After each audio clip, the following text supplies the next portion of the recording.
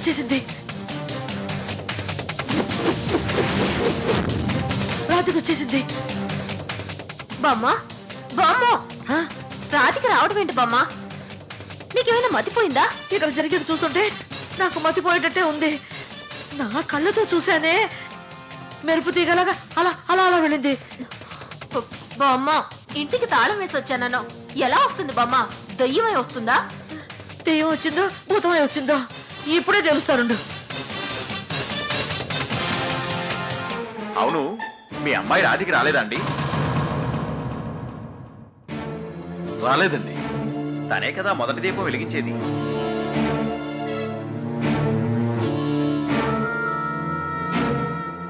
ప్రతి ఏడాది సంక్రాంతికి ముందు పరమశివుని దగ్గర మీ అమ్మాయి రాధిక దీపం వెలిగించేది. ఈ ఏడాది తను వెలిగించలేకపోతున్నందుకు చాలా బాధగా ఉంది.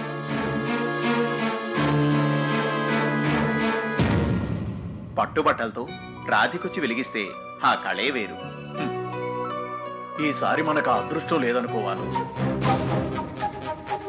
ఈ సంవత్సరం సత్య వెలిగిస్తుంది. ఏమంటారు పూజారి గారు? ఊరి పెద్ద అంతా నారాయణరాజు గారి ఇష్టమేనమ్మా.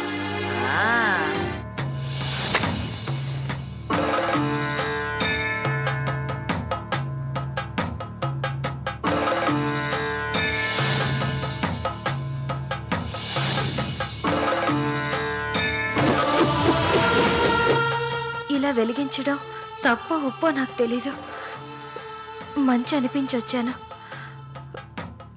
మంచి అనిపించే ఈ దీపం ఇప్పుడు వెలిగిస్తున్నాను. రామ్మా.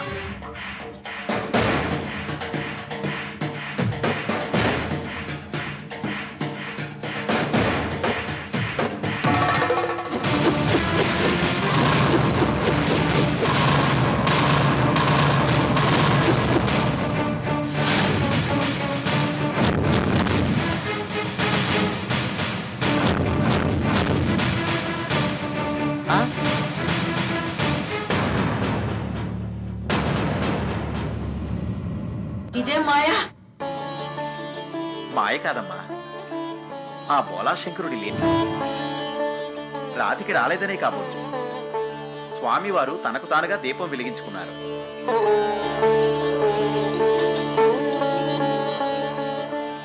ఈ సంక్రాంతికి అంతా శుభమే జరుగుతుంది.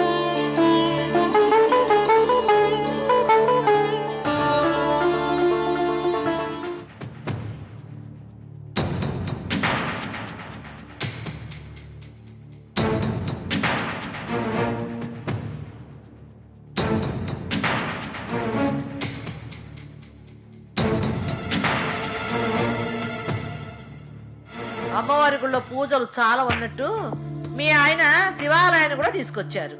ఆయన భక్తి ముక్తి అనేది గుళ్ళో విగ్రహాల్లోనూ కొండ మీద ఉన్న బండరాలను దొరకదే. మనసే మందిరం, దేహమే దేవాలయం అన్నారు. మరి అలాంటి దానివి మాతో పాటు ఎందుకు వచ్చావమ్మా? ఏకాగ్రత కోసం వచ్చానే పిచ్చిదానా.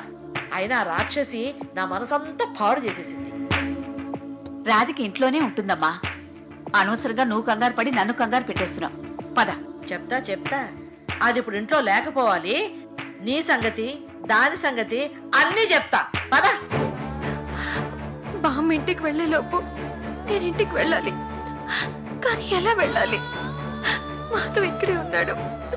నేను ఇక్కడి నుంచి ఎలా బయటపడ్డా?